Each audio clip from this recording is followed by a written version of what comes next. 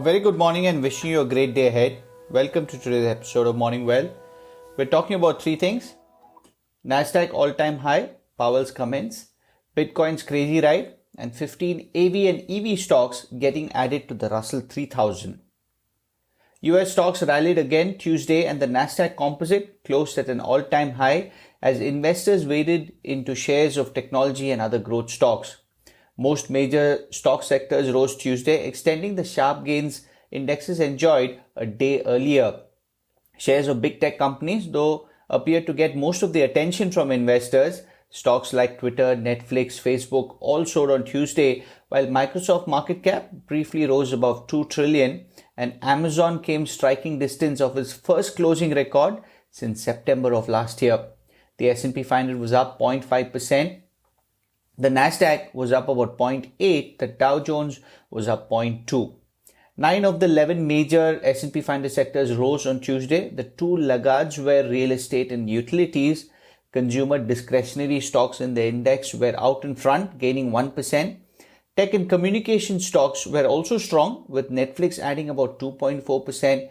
Facebook was up 2% and Twitter was also up about 2.9%. Helping the growth trade was a pullback in bond yields as prices rose. The yield on the 10-year Treasury note edged down to 1.47 from 1.48 on Monday. We spoke about the Japan's Nikkei yesterday, and rightfully the Japan Nikkei jumped about 3.1% by the close of trading.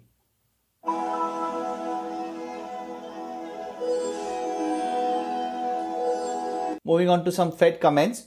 Let's not be preemptive. Jerome Powell led a slew of his colleagues saying that while a debate on tapering may be in cards, the Fed is nowhere near to raising rates. Testifying before the House committee, the chair admitted that price spikes have been bigger than expected, but reiterated his contention that they will wane. We will wait for actual evidence of actual inflation or other imbalances before tightening, is what he remarked. Elsewhere, his colleagues toed a similar line. John Williams told Bloomberg TV any discussion about tightening is still way off in the future, adding, right now, really, I think the attention is on taper. Inflation will fall back near 2% next year, is what he added. Loretta Mester wants to see more job gains for several months before assessing whether the economy has achieved the substantial further progress required to adjust asset purchases. Even with the most aggressive dot in the dot plot, we still have some time to go before we think about interest rates, is what she comments. Mary Daly said, we are not there yet, but it's appropriate to start preparing for the time to taper. Talking about rate changes right now isn't even on the table, is what her remarks were.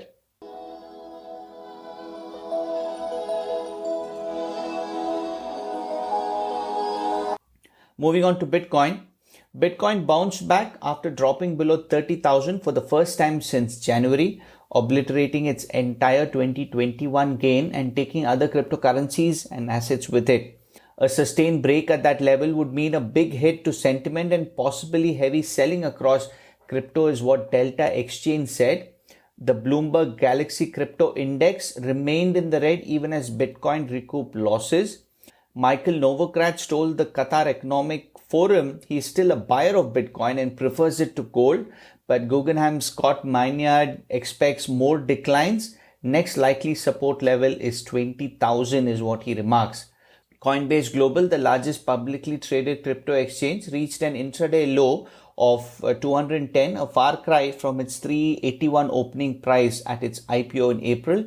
Shares closed flat at about 222 yesterday. MicroStrategy, which is like a proxy for Bitcoin, ended the day trading session down about 5.1%, but reaching an intraday low of about 513, which is a 12.1% decline.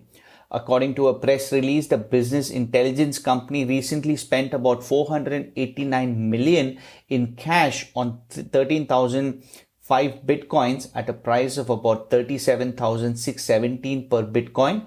It holds about 105,085 Bitcoins in total.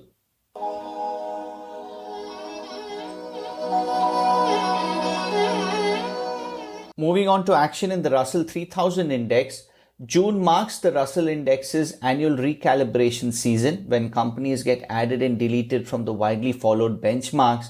The addition of several electric vehicles and autonomous driving stocks to the Russell 3000 this month illustrates the continued transformation of the auto sector and growing importance of EV technology. Among the 15 EV and AV related stocks being added are more well-known EV startups such as the electric truck maker Lordstown Motors, though it's been in the news for all the wrong reasons in the recent past, and Fisker, whose product is an SUV dubbed Ocean. There are companies that will supply EV makers such as battery technology companies QuantumScape, as well as companies involved in EV infrastructure such as charging company Beam Global. The Russell 3000 ranks companies by size. Measurement happened in May and changes are communicated in June. This year's additions and deletions will occur on June 25th.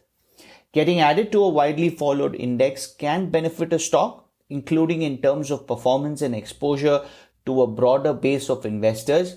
Most of the EV and AV stocks being added to the Russell 3000 later this month could use that boost. The group of 15 stocks is down 24% year to date on average, trailing far behind comparable gains on the S&P 500 and Dow Jones Industrial Average. That is the update. Stay safe and healthy, and I'll speak to you tomorrow.